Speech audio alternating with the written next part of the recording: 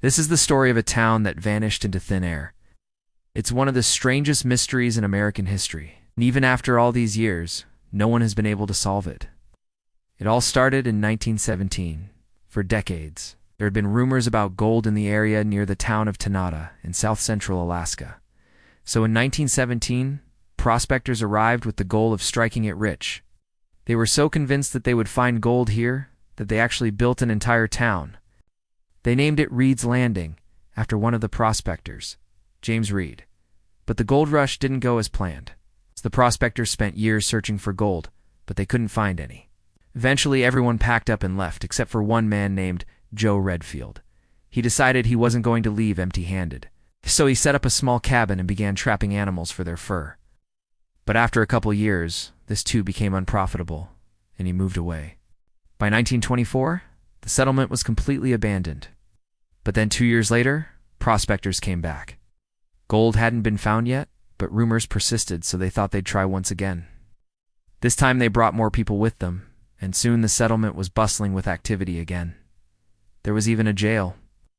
But once again, the search for gold turned up nothing. Eventually, the prospectors gave up, and they all left town, with the exception of one man who stayed behind in a cabin by himself. That man's name was Carl Ketzner, and he had come to the settlement in 1926.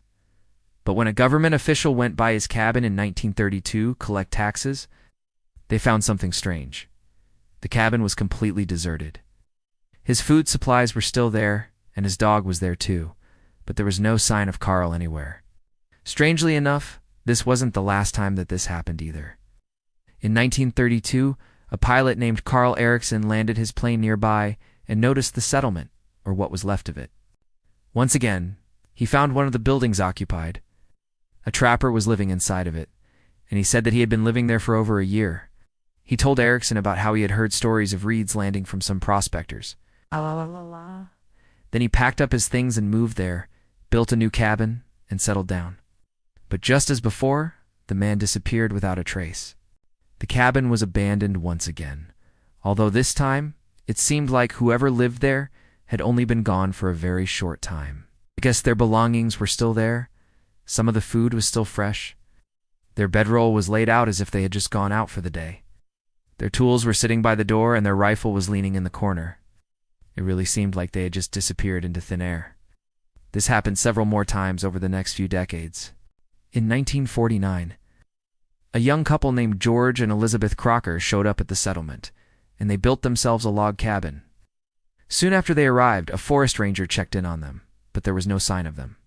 The cabin was locked up tight, and there was no response when he knocked. Just 2 weeks later, the cabin was found destroyed and partially buried in a landslide. But the Crockers were never found. Then in 1958, 2 men arrived at the settlement. One of them was a veteran prospector named Tex Rickard. He was well known in Alaska for finding rare minerals and gems. He and his companion built a cabin and stayed there for almost a year, living off of the land and searching for minerals. But one day, while walking past some buildings of the old town site, they noticed something shiny in the grass. At first they thought it was a can, but as they got closer, they realized it was a human skull. They reported their discovery to the police, but when they went back to the scene, they couldn't find the skull anywhere. Over the next few days, they searched the area and eventually found more bones.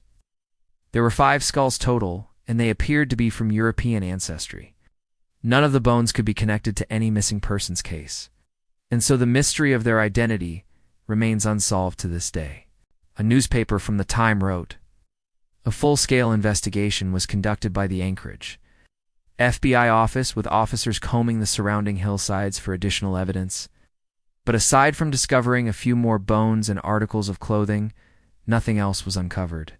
What happened to the missing persons? Did Tex and his companion kill them? Had they been murdered by a member of Reed's Landing during the gold rush days? Or was there another explanation entirely?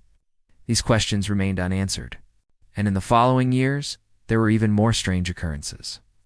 During the summers of 1968 and 1969, a group of archaeologists excavated the site of Reed's Landing. They were doing this under the permission of the state of Alaska. But one day a man named Ivan Anderson showed up claiming that he owned the land. When the archaeologists asked him how this could be, he responded, "I just do. I bought it from the government." He demanded that they stop their excavation and leave. The leader of the archaeological team complained to the governor about this, and the governor sent a representative to investigate. They found that Anderson's claim was false.